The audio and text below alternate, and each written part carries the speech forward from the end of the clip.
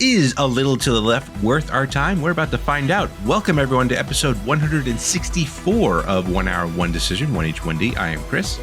And I am Tom. And we take 60 minutes and play a random game on Xbox Game Pass and decide, well, Tom, do we need to go a little to the left or to the right? I think it really depends on how off-kilter the thing is, you know? That's fair. That's fair. So we are talking about A Little to the Left, developed by Max Inferno. Maybe one developer? I'm not sure. It's a good name. It is a good name. And this game came out in November of 2022 on Switch, PC, and Mac. And then most recently, as of this recording, February 2024 on PS4, PS5, and the Xbox family. Welcome to the family. Welcome to the family. Well, what is in this family now, Tom? What kind of game is this? Are we not jumping? We haven't talked about size. Oh my God, you're right.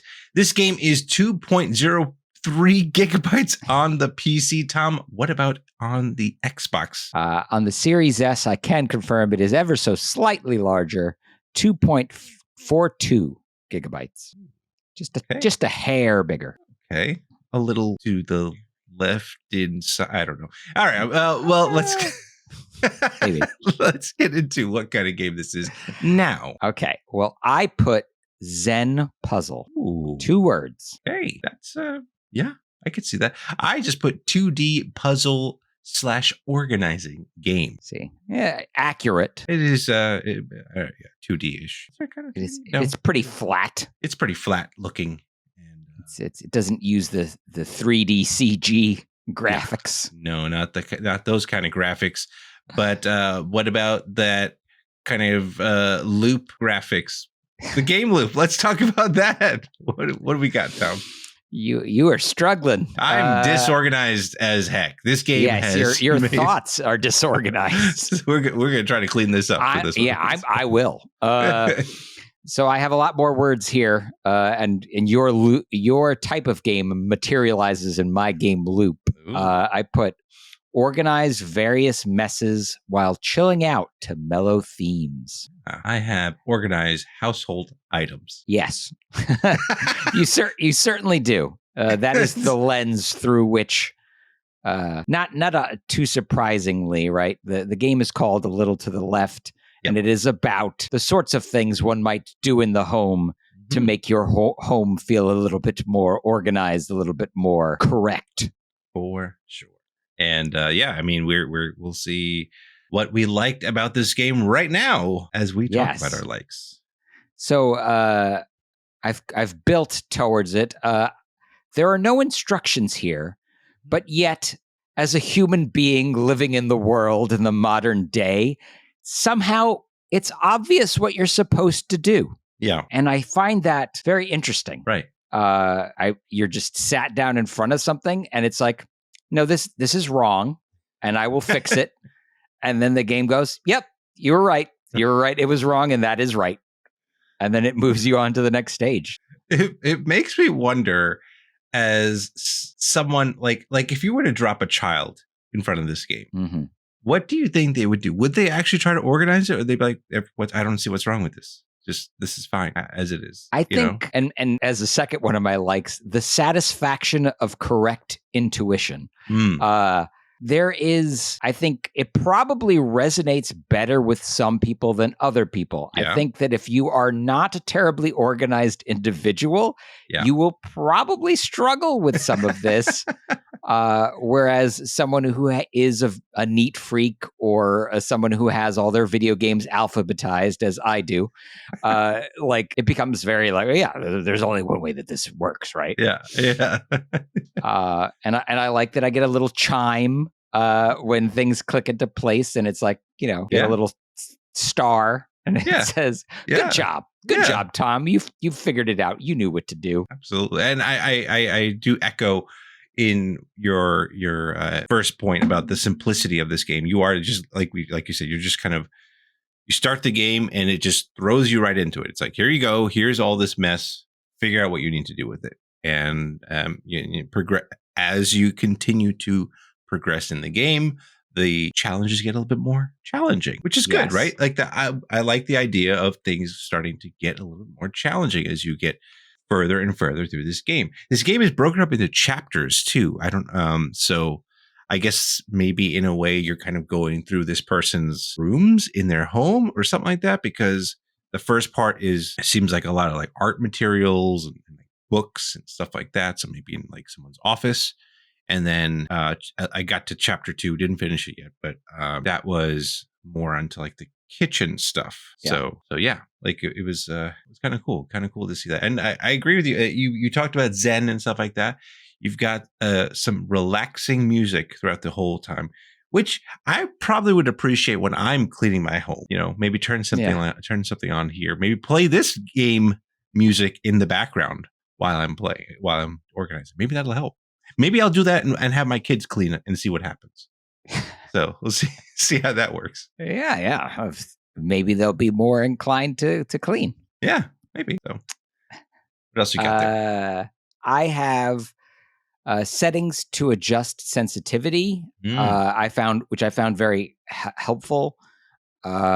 Because playing this definitely feels like it would be better on a mouse and keyboard to me.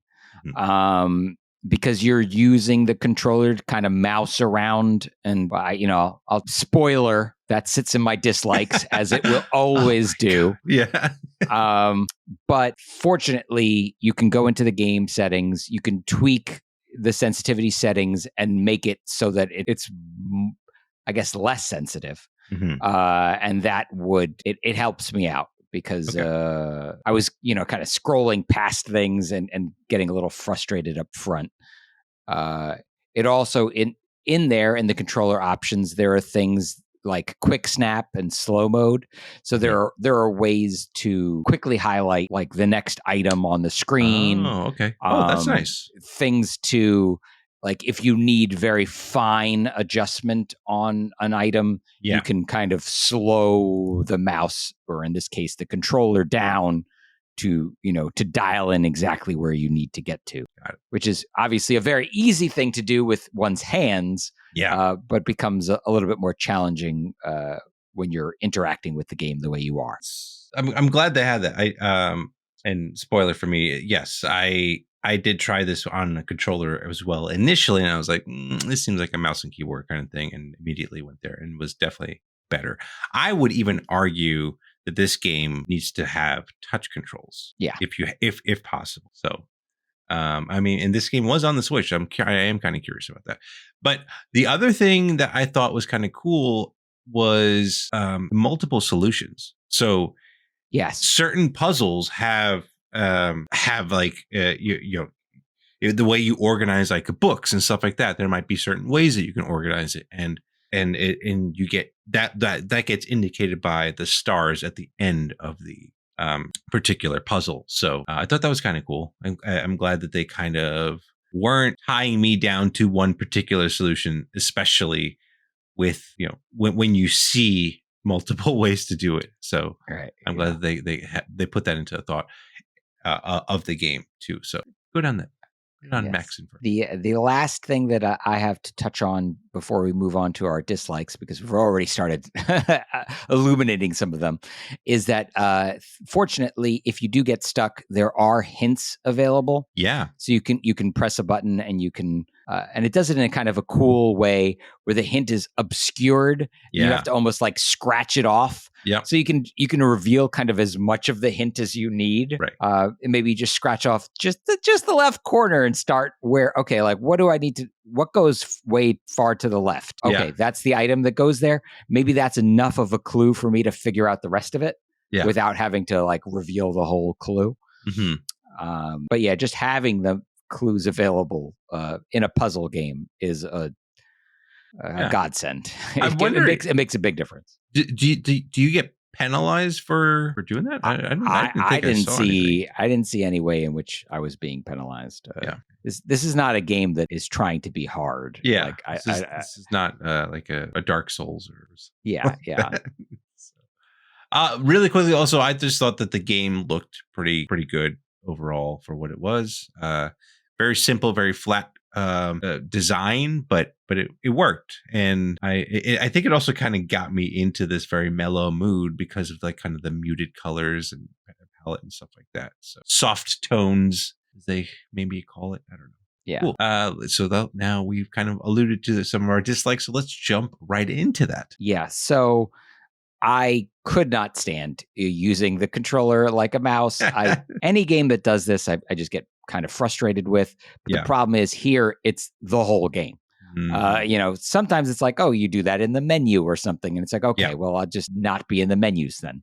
Right. But no, this is the way that you interact with the game. And so like, I just wanted the whole time I was playing the game, I was like, I just want to play with the mouse. Like, I just don't want to interact this way. Yeah. And like you said, playing this with a touch screen would be way better too. Yeah. The interface would just be much more intuitive and just feel better. It doesn't feel good on a controller. Did the quick snap help at all in that way, or? It did. It definitely did. I did find it a little bit further into my play time. Yeah. And that helped a lot with the frustration of it, but it still didn't. It still felt like this is a salve to help with the way that this feels, but it doesn't. Still not right. Yeah. One of the things I didn't like was every once in a while after you finish a puzzle, that damn cat that you kind of see in the shadows just knocks over all your work. And I was like, why would you do this to me? This is like very frustrating when you put all that time and effort into organizing something and a freaking animal just destroys it. Messed up. I guess that's the simulation of real life encroaching there. Yeah, I mean, for sure, I can see that being an issue that I have to deal with on a daily basis with my kids. So yeah, cats are kids, folks. That's what they are. They're not too dissimilar, right? They're not too dissimilar there. What else you got? I've got. Most of the time, I had no idea how far along I was in the game. Like, you get a level, it hands you another level. You get a level, it hands you another level. And you don't really know where you are in the grander scheme of things until you hit like a chapter mark. Right. And it's like, oh, I've changed rooms or something. Yep. I also didn't know while I was playing what those stars meant. The game is very tight-lipped on what's happening most of the time. It doesn't give you a whole lot of direction. So I was like, how do I get more stars? Like, it felt, coming from playing lots of video games, it felt like a score at the end. And so I always felt like I was not doing it fast enough or something. It's like, oh, you got 1 star out of 3. And I was like, well, how do I get 3 stars out of 3? It didn't really dawn on me that it was like, oh, I replay the level and solve it a different way. And therefore, and I think perhaps when I went and looked at the hints, if I saw that there were 3 different solutions or something, that would have helped. But it doesn't really do that. Like, it gives you, this hint is like it's just one hint, maybe. Right? Yeah. Okay. Yeah. Maybe like the prime solution or the solution people are most likely to think of or whatever. Sure. But I wonder how that playtesting worked with this, right? Did they maybe like go through like a survey or like, how did they, like, there's some spreadsheet somewhere that like go through like a whole statistic thing. Like, okay, well, this is going to be solution A versus B and C or whatever. I'm kind of curious about that too, but and there, I'm sure that there are examples of solution D, right? Where they've created a puzzle. They see 3 ways that it can be solved, and you've solved it a 4th way, and you're like, why is this not right? Yeah. And that's got to be, I mean, for me, it was frustrating when I got stuck, right? Where my intuition did not line up with the game's intuition. Right. And I was like, but I've lined these all up by shape, or I've lined these all up by color. Right. And the game is like, no, that's not good enough. And I'm like, what am I doing wrong? Yeah. Well, which one got you? What was that one puzzle, if you can remember, that got you? I could say it's the books that had the colors, and then they had shapes. So I was like, my first thought was like, all right, red, like go through primary colors like red, orange, yellow, like the rainbow kind of thing. That didn't work. And then I noticed there's like this little bar on each of them. So I was like, okay, I'm going to try and like stack it up because it looked like it went all the way up like that. That didn't work. And then like, and I saw that like how some patterns like bleed into each other or whatnot. So I tried to stack it that way. It didn't work. And the other thing actually that you point out with the whole like notification that you get, the little ding after you complete something, it does ding every once in a while when you place something in the correct way. But in that particular one, it didn't do that. It didn't do that. And I was like getting frustrated. I was like literally moving the book into each slot. I was like, this is not working. I'm not getting a ding at all. So that was, that's when I think that was the first time I opened the hints and saw, I just erased the whole thing. I was like, let me see what the heck this is, because I had no idea what they were looking for. So, and that, I believe that has multiple solutions too, but I just couldn't figure it out. It was frustrating. And I'm guessing the reason it doesn't ding is because there are multiple solutions. Yeah. And so if it dinged, ding, dang, dong, donged, if it made a sound every time you put it in a potentially right position, you'd never figure it out. That's true. That's true. Yeah. But this is right. But but this is only right if that is also right. Like, I don't know. That would be tricky. That would be tricky.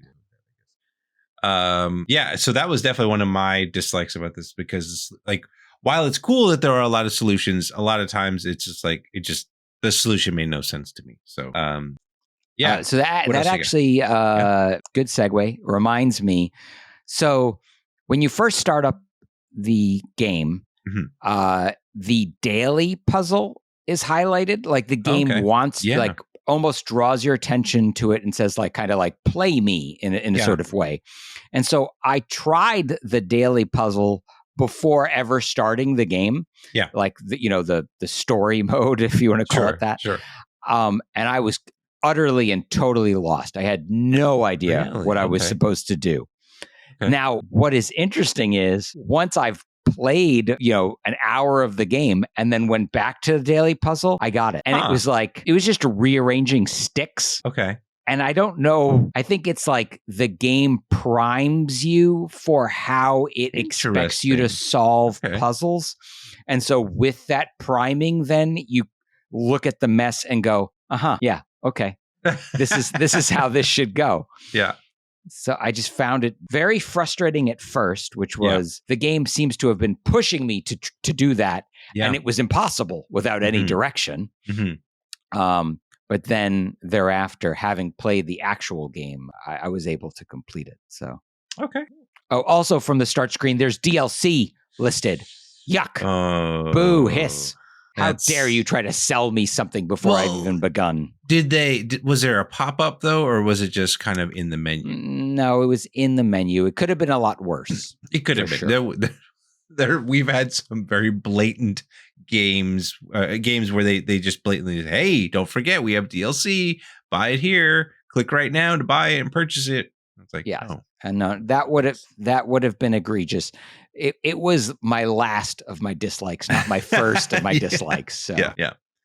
And I kind of already talked about this, but this game really needs to be on an iPad or whatever, because it really does. If it seems like it would be perfect on that. And I am kind of curious if the Switch version has touchscreen controls on it too. So yeah, xCloud would be cool if it had touchscreen controls on it. Oh, there you go. Speaking of that, Chris. Yeah. Let's talk about our other thoughts. And do you have any more? Yeah. Well, how long to beat this? Says this game is 3 hours to complete that whole single player campaign or whatever you want to call it there. Right. But 3 hours to beat. I will also note, by the way, if you go back into, like, if you quit out of the single player mode or the story mode and then go back in, you'll see actually your progress. So yes. So there's that too. But it is kind of like, it could have been in the menu. It could have been in that menu, like giving you that progress bar as well. This game does have xCloud, Xbox Play Anywhere, so your saves and everything work everywhere. So that's great. Good stuff. Good on them. Max Inferno in doing that. What do you got here, Tom, about other thoughts? Okay, so I have the answer to your question. Max Inferno is a 2-person indie game studio. Nice. 2 folks, that's it. I did ultimately find out that the stars are the number of possible ways to organize each stage. So for anybody who was curious about that and frustrated by it, for sure. This is the first game made by these developers. It was made for something called the GMTK Jam 2020. And the company is based out of Halifax, Nova Scotia in Canada. So, right. A couple of Canadian folks went to a game jam. They were, I think the prompt was something like uncomfortable or something like that. Like so it's like, how do you capture this in a game? And I guess for them, the world being out of sorts was caused them some disquiet. Yeah. All right. That makes sense. Good. So now, Tom, we got to get to our final thoughts here. Is this game worth staying on our respective hard drives, or are we going to go a little to the right? The right? I don't know. Take it and shove it off the table. Just like a bunch of books on the desk, and you just clear them off with your hands, leave them on the pile on the floor. Yeah. Be the cat instead of the organizer. Yeah, exactly. Right. So I've got to say, and I've definitely talked about it through the episode here, this game very much speaks to my inner need to keep things organized and tidy. It's almost obviously designed for a person like me.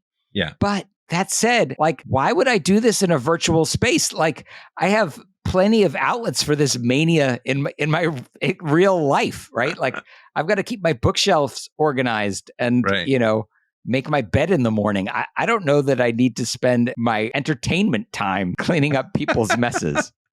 Clean up people's messes at the office. But Tom, you don't get the satisfaction of that ding when you do that in real life. But now you get it in this virtual space.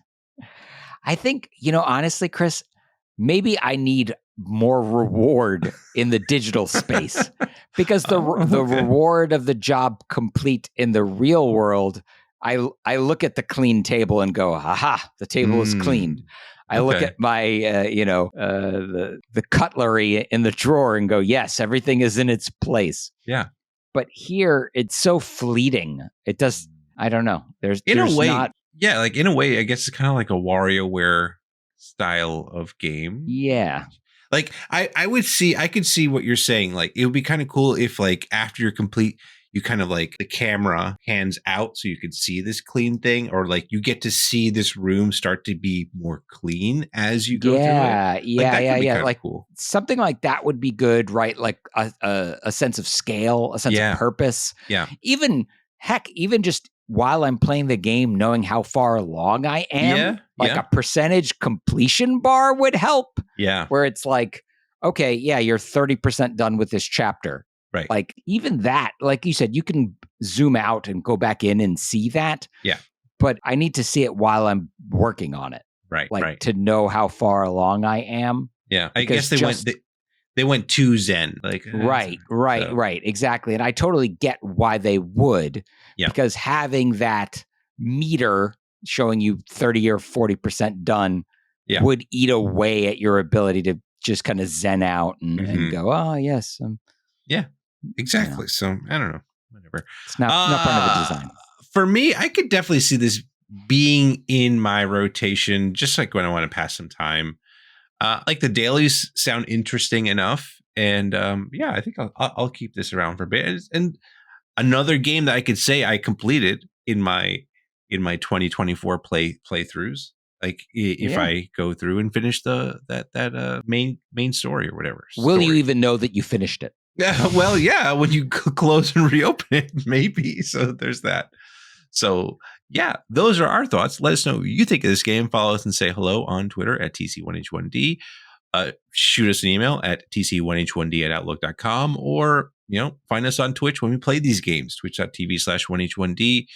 That's kind of where we're at, what we're doing it. And we also put these videos on YouTube. So send us a comment down below. Tell us how wrong we are and how we organize things, and maybe we'll respond. So 1H1D is part of that QTV network. So if you like any great gaming content, go check it all out at quitthebuild.com/network. All right, Tom. Yes. Before we go, there is the matter of organizing our thoughts around what are we going to play next time? Indeed. So we are going to hit that surprise button and find out what we are playing next. So here we go. Oh, I've been wanting to check this game out. I'm going to probably say this name wrong. Jusan. Sounds good. Sounds good. I'm. That's the one that looks French, right? Looks I think French. Well, we'll see. We're going to find out, and you'll find out in our next episode. But thank you so much for tuning into this one, and we will catch you on the next episode. Thanks, everybody.